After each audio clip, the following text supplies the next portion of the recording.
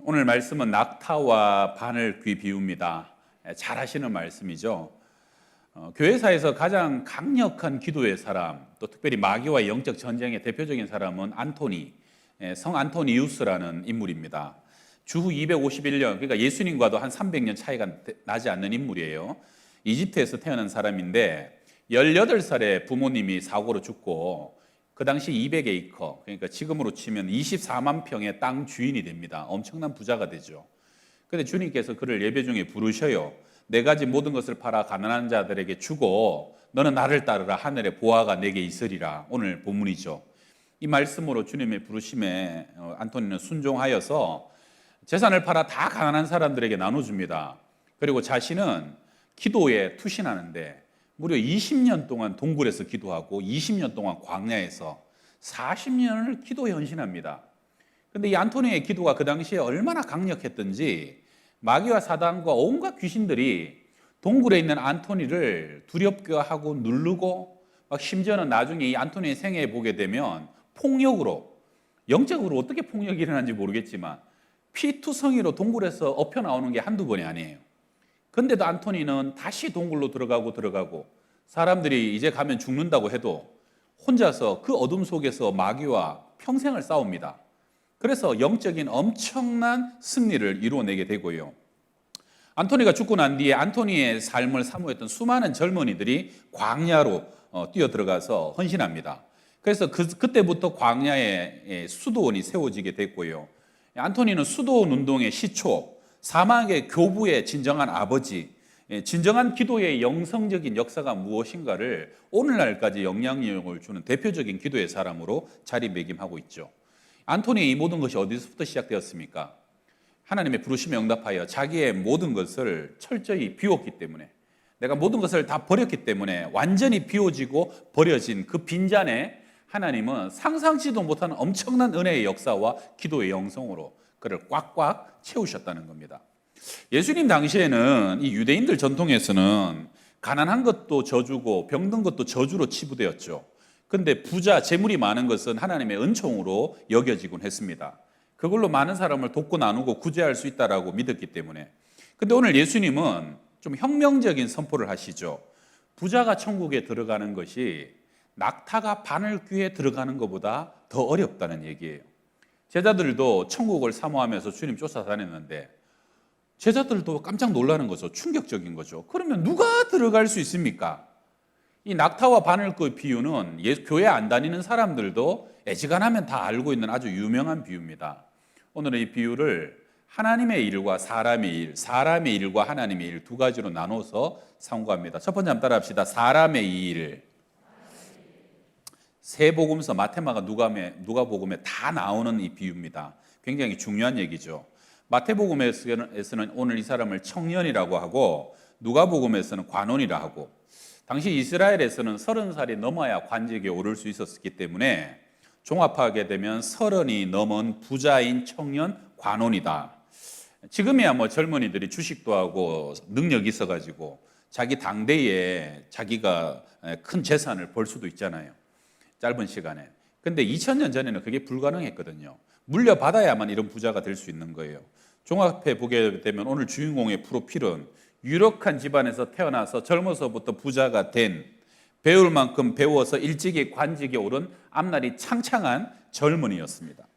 여러분, 남자가 힘있고 돈 있고 빽 있고 젊음까지 있으면 보통 이런 남자들이 믿음의 열정까지 갖추기는 쉽지 않은데 오늘 이 부자 청년은 믿음의 열정까지 갖고 있어요. 자, 우리 17절을 봐요. 예수께서 길에 나가실새 한 사람이 달려와서 꿇어 앉아 묻자오되 선한 선생님이여 내가 무엇을 하여야 영생을 얻으리까? 아마도 화려한 관원의 관복을 입고 예수님 목수의 아들이 길을 오는데 막 달려가는 거예요. 그리고 그 흙바닥 위에 무릎을 딱 꿇고 앉아가지고 많은 사람이 바라보는데 자기의 지위와 신분에 아랑곳 없이 이렇게 하는 것, 여러분 쉽지 않은 일입니다. 보통 이런 경우에는 지금 내 딸이 흉악한 귀신에 들려 죽게 되었다거나 내 아들이 지금 엄청난 병에 걸렸다거나 이럴 경우는 쫓아가서 엎드리긴 하지만, 근데 이 청년은 그러한 이유도 아닙니다. 뭐라 그럽니까? 내가 무엇을 하여야 영생을 얻으리까? 야고보서 5장에 보게 되면 너희 중에 고난 당하는 자가 있느냐 저는 기도할 것이요 즐거워하는 자가 있느냐 저는 찬송할지니라. 여러분 고난 당하고 힘들면요 기도가 됩니다. 주여 하나님 찾게 되고, 사실은 고난과 어려움 중에 주님 찾게 되는 것도 은혜고 귀한 믿음인데, 그런데 평안한 중에, 형통한 중에 어려움이 없어요. 모든 것이 다 갖춰졌어요. 그러한 중에 찬송하고 감사하고 깨어 기도하는 것은 대단한 영성 아닙니까? 특별한 거죠.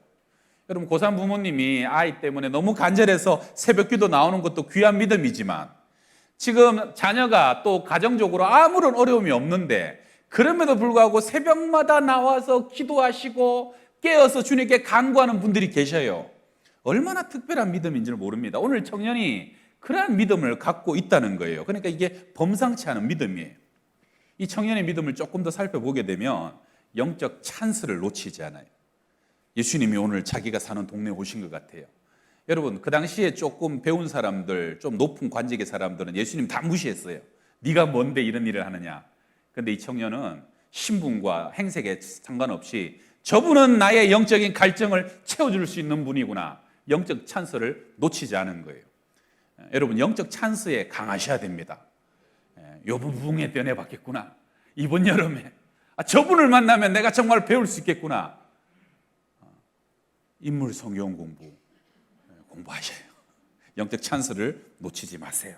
그런 영적 안목이 있었고, 그 다음에 이 청년은요 세상의 자기 지위보다 체면보다 주님께 꿇어앉는데 용감했습니다. 내 자존심, 체면, 내가 영적인 사모함 앞에 전부 다 내어버립니다. 그리고 기가 막힌 질문 아닙니까? 내가 무엇을 하여야 영생을 얻겠습니까? 여러분 만약에 오늘 주님 여러분에게 찾아오셨어요. 주님 앞에 제일 먼저 주님 하면서 내 소원을 제일 먼저 내뱉을 때 뭘 주님께 소원하겠습니까? 아마 대부분 사람들이 우리 아들, 우리 딸, 내 건강 병든 거, 나의 어떤 성공, 오랜 소원들 얘기하지 않겠어요?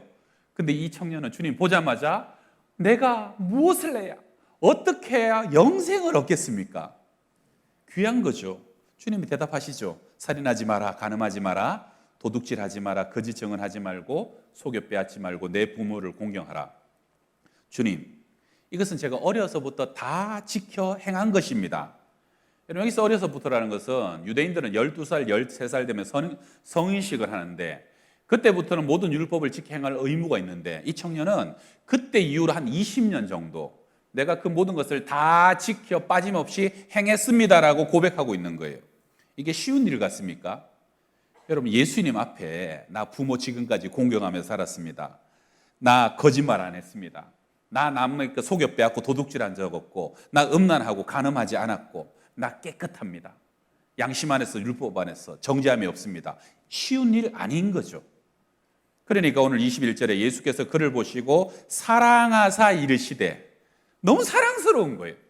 기특한 거죠. 공동번역에도 보게 되면 그를 유심히 바라보시고 대견해 하셨다. 참 대견하구나. 저도 자녀가 둘이 있는데 만약에 우리 아들이, 제 딸이 이 정도의 젊은이의 칭찬과 이 정도의 절제와 단정한 삶을 살아갈 수 있다면, 이 정도로 말씀 지키고 누가 봐도 참 대견하고 기특하고 사랑스러운 모습 아닙니까? 오늘 이 첫 번째 대지는 그거예요. 이 청년의 장점과 이 청년의 귀한 모습, 적어도 사람이 노력과 수고와 애써서 온건과 절제의 삶을, 이 정도로 우리가 믿는 사람들이 이 정도의 삶을 갖고 가야 되지 않겠는가? 여러분 오늘날 교회가 왜 세상에 지탄을 받고 저희 같은 목사들이 그렇게 조롱을 당합니까? 인간적으로 해야 될 가장 기본적인 것에 충실하지 못했기 때문에 대단한 영성과 신비가 아니에요. 가장 기본적이고 도덕적이고 윤리적인 것들에 대해서 우리가 감당치 못했기 때문에 세상이 교회를 우습게 하는 거 아닙니까? 제가 신학교 다닐 때 강의실에 걸려있는 글이었어요. 인간이 되시오, 신자가 되시오, 학자가 되시오, 목사가 되시오. 박형용 박사라고 저희 교단에 유명한 어르신이 있는데 그분의 신학 교육 이념이었답니다.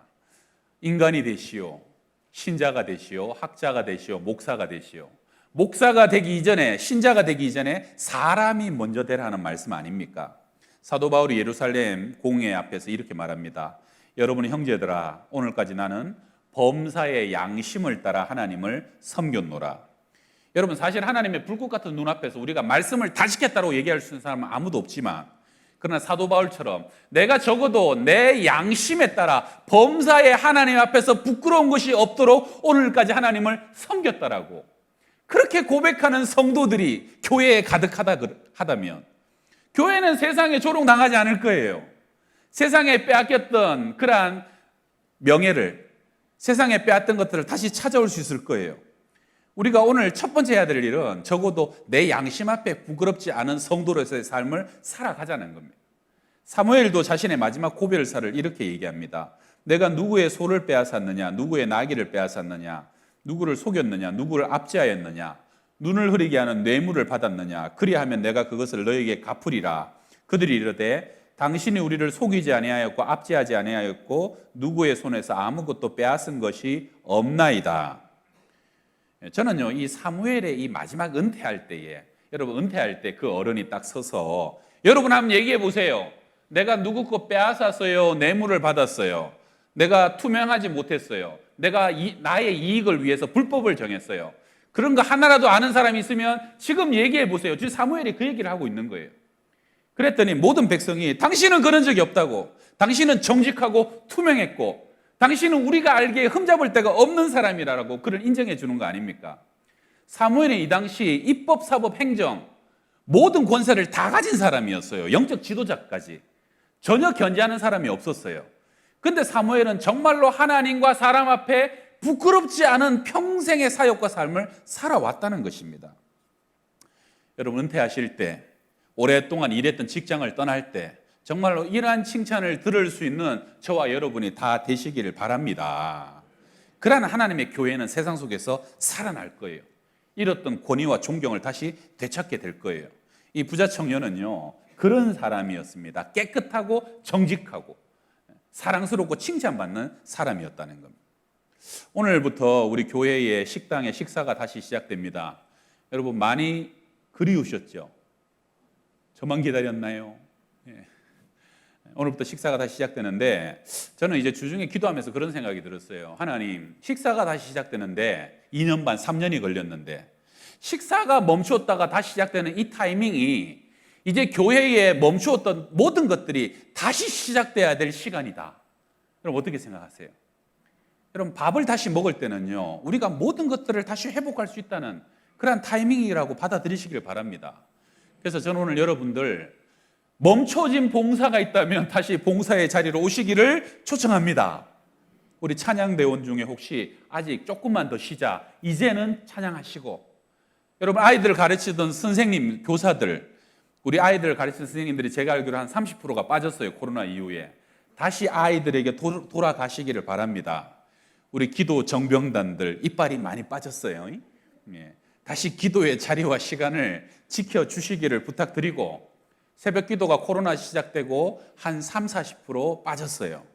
그동안 많이 돌아가셨어요. 또 이사도 가시고 아파서 못 나오시기도 하고, 다시 내가 새벽에 나가야 되시는 분은 새벽에 오셔서 기도해 주시면 참 좋겠습니다. 그리고 여러분 중에 나는 지금까지 평생 누군가의 섬김과 봉사만 받고 덧입고 여기까지 믿음 생활 했던 분 중에 내 마음속에 나도 봉사해야 되는데, 나도 뭔가로 섬기고 교회에 일조를 해야 되는데, 그런 마음이 드는 분이 있다면 지금 봉사와 섬김의 자리를 시작하시기를 바랍니다. 식당에 아직도 사람이 필요하고요, 주차장에도 아직 주차위원이 필요하고요, 방송실은 항상 사람이 필요합니다. 교회는 항상 일꾼이 필요합니다. 오늘 첫 번째 대지는 뭡니까?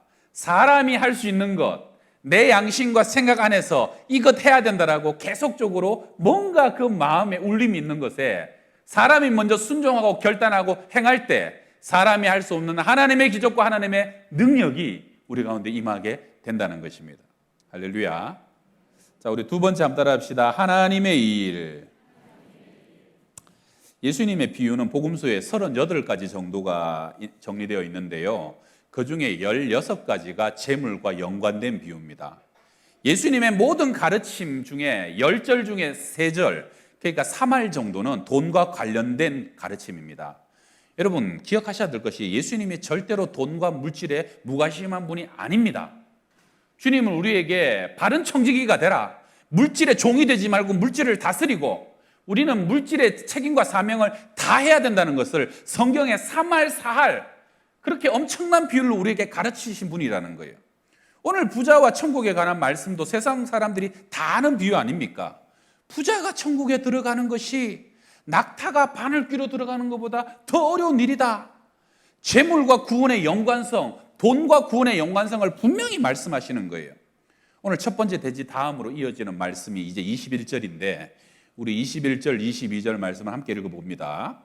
예수께서 그를 보시고 사랑하사 이르시되 내게 아직도 한 가지 부족한 것이 있으니 가서 내게 있는 것을 다 팔아 가난한 자들에게 주라.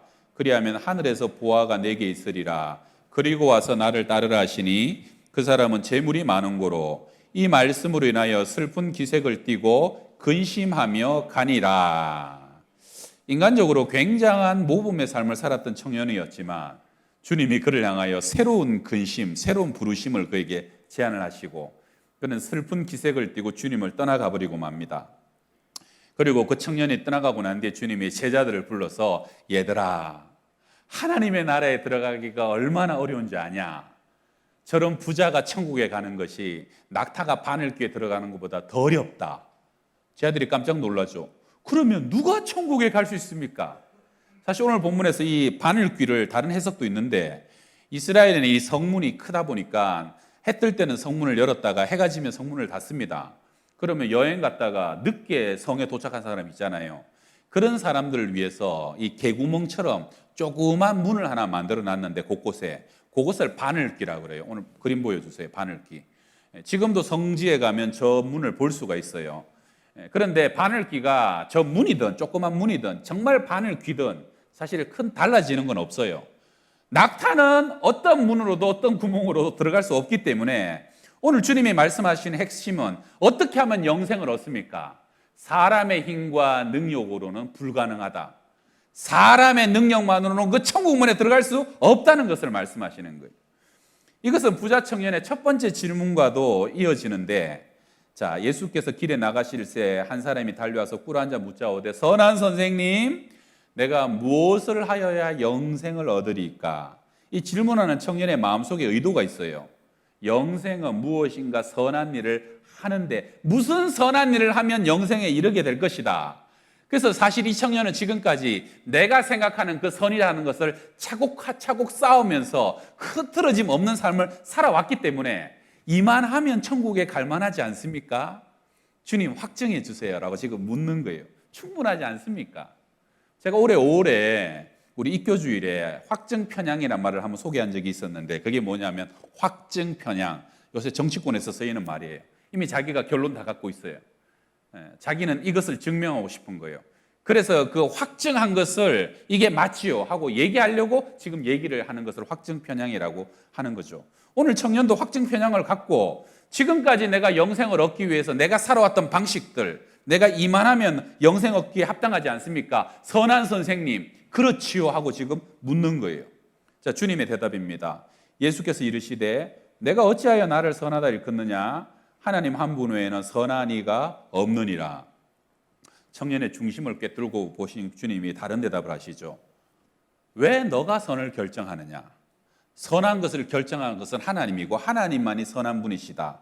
너의 생각, 너의 관점, 너의 기준으로 이것이 선이라고 하는 그 생각 자체가 다시 한번 점검해야 된다는 것을 말씀하시는 거예요.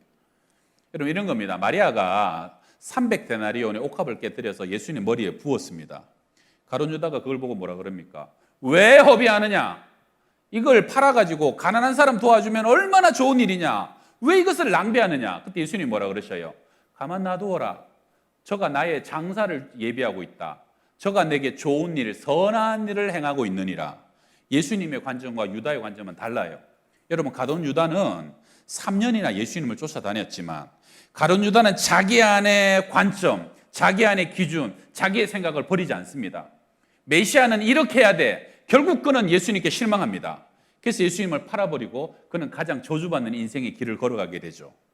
내 안에 이미 내 생각, 내 기준으로 가득 찬 사람은요 다른 것을 채울 수가 없는 거예요. 내가 나의 것을 비우기 적고 겸손하게 하나님의 기준으로 채우기 전에는 아무런 은혜의 역사도 일어날 수 없다는 겁니다. 그래서 오늘 주님은 청년에게 요구하십니다. 내게 있는 것을 다 팔아 가난한 자들에게 주라. 그리하면 하늘의 보화가 그때부터 내게 임하게 될 것이다. 그리고 와서 너는 나를 따르라는 것이에요. 이 청년은 태어나서 어쩌면 처음으로 자신의 한계를 깨닫습니다. 지금까지는 율법 앞에서 거침이 없었고 부족함이 없었던 삶이었다고 생각했는데 단 주님의 한마디 앞에 도저히 자기가 넘어갈 수 없는 율법의 벽을 발견하게 됩니다. 결국 그날 주님이 이 청년에게 깨닫게 해주신 것은 뭡니까? 율법의 의로 구원받을 수 있는 인생은 없다는 거예요. 그 단순한 진리를 그 청년에게 깨닫게 해주신 겁니다. 그리고 그 청년이 떠나고 난 후에 얘들아, 하나님 나라에 들어가는 것이 얼마나 어려우냐? 그러면 누가 구원을 얻을 수 있습니까? 이 대답 제자들의 질문 앞에 주님은 오늘 결론을 말씀하시는 거예요.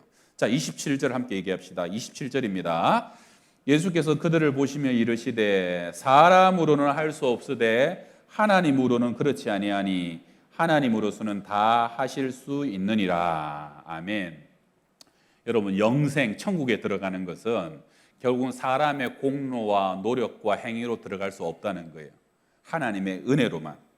사람이 해야 될 일은 뭡니까? 나의 무력함, 나의 능력 없음, 나의 힘으로는 도저히 할 수 없다는 것을 깨닫는 거예요. 여러분, 그 청년은 지금까지 자기의 재물을 자랑하면서 살았지 않겠어요? 근데 주님의 말씀 앞에서 나의 자랑이 천국 들어가는 가장 큰 걸림돌이라는 것을 그날 깨닫게 된 겁니다. 여러분, 우리가 왜 매일 주일날마다 주님 앞에 나와서 예배합니까? 우리의 연약함. 여러분, 우리는 조금 걸어가다 보면 또 우리의 눈이 삐뚤어집니다. 내가 듣고 싶은 것만 듣고 내가 보고 싶은 것만 봅니다. 어느 순간 전능하신 하나님이 아니라 나를 의지하고 내 지혜를 의지하고 내 능력을 의지하는 인생이 되기 때문에 우리의 능력으로는 하나님의 나라를 소유할 수가 없는 겁니다. 여러분, 우리 야곱 얘기할까요? 오늘 창세기 야곱 이야기 읽었죠. 야곱은 태어나면서부터 발꿈치를 움켜잡고 야곱이 이름 자체가 속이는 자 아닙니까? 그는 형을 속여서 팥죽 한 그릇에 장자권을 사들였고 그는 아버지를 속여가지고 아버지의 축복권을 도적질했고요. 내 힘으로 내 능력으로 움켜쥐면 내가 성공할 수 있을 거야 라고 믿었던 사람이에요. 근데 그는 형의 미움을 받아서 도망가죠. 그리고 몇 날 며칠을 가다가 지쳐서 쓰러집니다. 그게 베델이었어요. 거기서 돌베개를 베고 정말로 초라함과 외로움 속에서 잠들죠. 근데 하나님이 그날 밤에 야곱을 처음으로 찾아가십니다. 하나님이 찾아오셨을 때 하늘 문이 열리죠. 야곱은 깜짝 놀랍니다. 하나님은 야곱이 가장 강하고 모든 것을 가졌을 때 찾아가지 않고 야곱이 가장 초라하고 내가 아무것도 아니구나 생각할 때 그때 하나님이 찾아오셔서 하늘 문을 열어주신 것이죠. 야곱은요, 그날 밤 하나님을 만나고 인생의 모든 것이 바뀝니다. 그 뒤로는 삼촌에게 속임을 당하는 삶을 살고 4명의 아내에게 계속적으로 시달림을 당하는 삶을 살지만 사랑과 싸우지 않아요. 하나님께 기도합니다. 야복강에서 하나님과 싸웁니다. 하나님이 나를 축복하시지 아니하시면 나는 성공할 수 없는 인생인 것을 명확히 깨닫는 인생이 됩니다. 그래야 이거는 하나님의 복으로 야곱이 이스라엘의 국부로 세워지게 되는 것이죠. 여러분, 분명한 것은 사람의 힘으로 할 수 없는 것이 있습니다. 하나님이 하게 하셔야 되고 하나님을 의지해야 된다는 것이죠. 마지막 얘기 하나 하고 마칩니다. 이제 조금 우리 10월 되면 우리 교회도 이제 가을 부흥 사경회를 나흘 동안 하게 될 텐데 제가 몇 년 동안 좀 모시고 싶어서 계속 출하회를 하는데 이 분당에 있는 이찬수 목사님이라는 분이 출하회가 잘 안 돼요. 아마 이번 가을에도 못 오실 것 같은데 제가 10년 전에 양수리 수양관이라고 거기 제가 섬기던 교회 교인들과 함께 산상수련을 갔다가 이분이 강사로 오셔서 은혜를 좀 받았던 적이 있습니다. 그때 그분의 간증의 한 토막이 이래요. 이 목사님이 고신 쪽 개척교회 아버님이 고신 쪽 개척교회 목사님이셨어요. 아버지는 한 번도 100명 이상을 목회해 본 적이 없을 만큼 평생 힘겹게 목회를 하시다가 이제는 내 힘으로 안 되겠다. 성도들을 위하여 교회를 위하여 40일 금식 기도를 들어가셨어요. 그런데 17일째 되던 날 아버지가 그만 돌아가셨어요.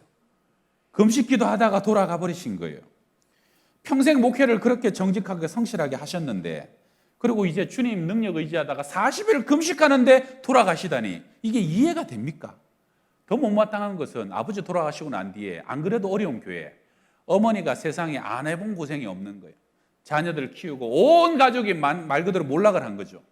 고생을 하는데 하나님 왜 우리 가족에게 이렇게 하십니까? 뭘 잘못했다고? 목회도 그렇게 힘들게 하시더니, 왜 아버지 그렇게 데려가시더니, 왜 이렇게 힘겨운 삶을? 근데 그 사모님이 얼마나 고생을 많이 하셨겠어요. 그때 목사님 간증하실 때가 9순이고 지금 10년쯤 되셔가지고 아직도 살아 계시더라고요. 100세가 다 되셨는데, 근데 그 어머니가 아버지 돌아가시고 난 뒤에 틈만 나면 늘 흥얼흥얼하는 찬양이 있답니다. 그 찬양이 뭐냐면 도무지 모르겠다는 찬양. 뭔지 아시겠어요? 아, 하나님의 은혜로 이 쓸데없는 몸 왜 구속하여 주는지 난 알 수 없도다. 왜 내게 굳센 믿음과 복음 주셔서 내 마음이 항상 편한지 난 알 수 없도다.